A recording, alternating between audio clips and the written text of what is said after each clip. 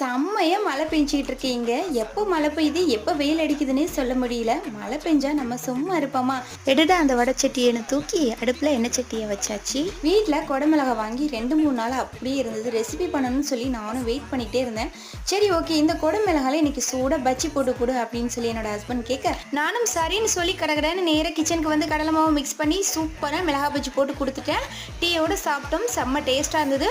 அதுக்கப்புறமா ஒரு 8:30க்கு மேலே நல்லா இந்த மலைக்கு சூடாக இட்லி, அதுக்கப்புறமா தக்காளி சட்னி சாப்பிட்டா நல்லா இருக்கும்னு சொன்னாங்க.